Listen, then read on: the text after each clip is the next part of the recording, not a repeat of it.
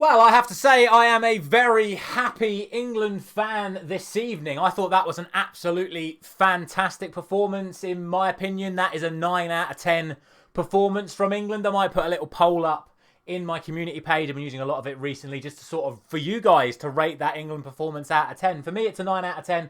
Would have been a 10 out of 10 if we were able to get that third or maybe fourth goal. But to be honest with you, it's what I saw tonight is exactly why Gareth Southgate played the way he did and exactly why he was wrong to play that way.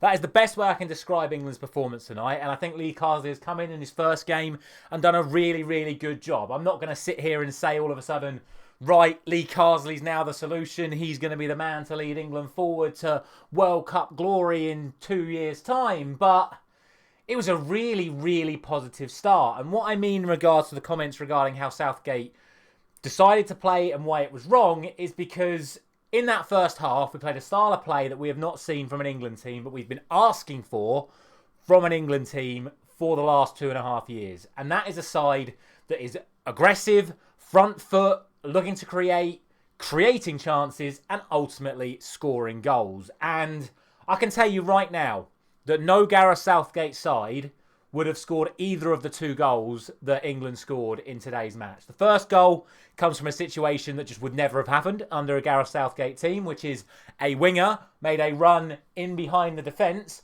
was found by a brilliant ball from the midfield, and the only disappointment is Anthony Gordon didn't score that chance, but he kept the move alive, cut it back. Kane could have scored, but we had runners coming in from midfield, and Declan Rice put the ball in the back of the net, somewhere that he wasn't on enough occasions under Gareth Southgate, because he is a get-forward midfielder if you give the opportunity for him to do so, and he's put the ball in the back of the net.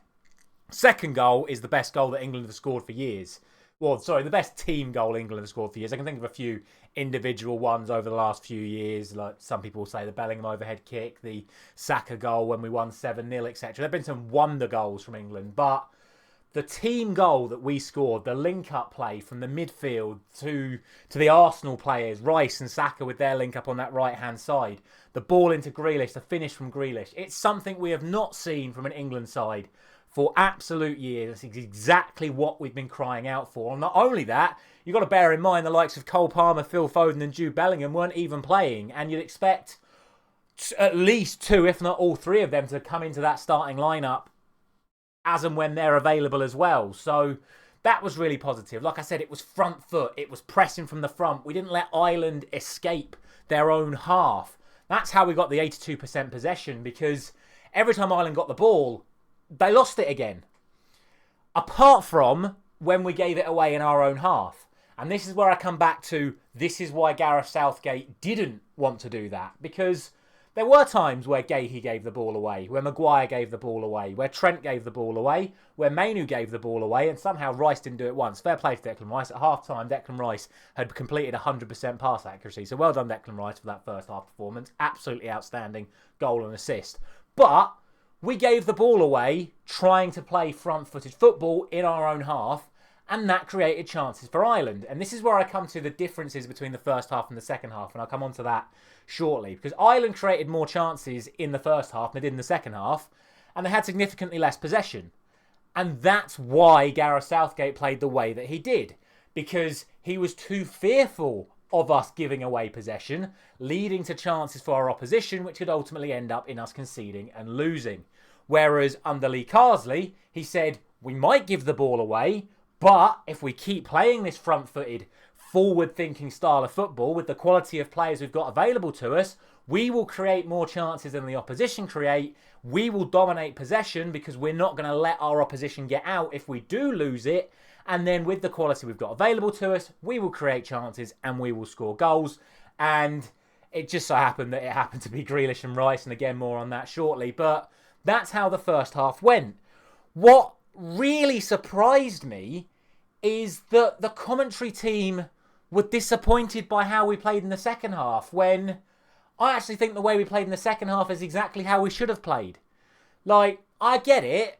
After that first half performance, you then want to see England go on and get 3, 4, 5, 6, etc, etc, etc. But that's not how you win matches. Like, that is taking too many risks. Once you've got a 2-0 lead, you secure the game. And that's what we did. And there were comments on commentary like, oh, this is a bit more reminiscent of a Gareth Southgate style of England approach. Well, what it was, in my opinion, was how England looked when the scores were level. Or sometimes how we even looked when we were losing a game. It was like, we'll be safe, we'll make sure we don't give the ball away, and if we do give the ball away, we'll let the defence have it because we don't want to concede. That's absolutely fine when you're winning a game 2-0 because you're not going to concede, you're not going to lose the game if you're playing safe when you're already winning the match. And this is where I come to in terms of the stats. They were talking about the possession, how we dominated the first half. Well, in the first half, we had 82% possession. Ireland had 4 shots. In the second half, we had 71% possession. Ireland had 2 shots. So actually, we dominated the second half more than we dominated the first half. It's just how we approached it was slightly different. And this is what I'm going on about in terms of pressing. We said to Ireland, you can have it at the back. We're 2-0 up. Break us down. Then when we got on the ball, we kept the ball. We were less creative, but we were more controlling. And that's how we won the game. And that's how we should win the game. And yeah, it wasn't as entertaining as the first half, but it's what I'm saying. It's about being professional. It's about winning football matches. And that's exactly what Lee Carsley did when we won the Under-21 Championship last summer. And it's exactly what he's done today to make sure we win this opening Nations League game against the Republic of Ireland. And, okay, it is the Republic of Ireland. It's not a real proper test for us. And look, going forward, our fixtures are going to be Nations League fixtures. We don't actually have any games that aren't Nations League fixtures scheduled in our calendar yet. We've got Greece, Finland, Greece, Ireland. Those are our upcoming matches. So we're not going to see how effective this is against one of the big, big teams until a friendly on that ilk gets arranged. But, you know, yeah, okay, we're playing Republic of Ireland. If we're being honest, not a single Republic of Ireland player would get in the England squad. In fact, well, you could say there were 2 Republic of Ireland internationals in the England squad and they scored both the goals, which is hilarious. But that's the way it is. But that's how you win football matches. That's how you win trophies. That's how you get maximum points. People keep moaning at the moment about the way Manchester City play because it's boring to watch Manchester City just dominate a game. Well, do you not think it's a bit odd that they don't win every game 5 or 6-0? Don't you think it's weird how they dominate at the start, pile on a massive press, win the ball back, go 1 or 2-0 up, and then the rest of the game's boring because they just stifle the opposition? That's exactly what England just did tonight. There is absolutely nothing wrong with how we've done that, in my opinion, and that's why, for me, it's a 9 out of 10. Like I say, it'd be a 10 out of 10 if it wasn't for Kelleher. And Ireland gave their man of the match to Ogbene, which is baffling because if any Republic of Ireland fan doesn't recognise that Kelleher was Ireland's man of the match tonight, then, as a certain Irishman would say, they're living in cloud cuckoo land because the amount of good saves that Kelleher made, the save from Gordon before the goal was a brilliant save, and also those 2 really good saves from Bowen and then Saka in the last minute of the match, otherwise it would have been 3 or 4-0 to England, just sort of highlight the whole point of that's how you be professional. And like I said, if it wasn't for a really good goalkeeper performance, England would have won that by 3 or 4 goals, and it would have been a 10 out of 10 performance from Lee Carsley. Like I say, the only issue is, of course, we were only playing Republic of Ireland. We weren't playing a France or a Germany or a Spain or a this, that and the other.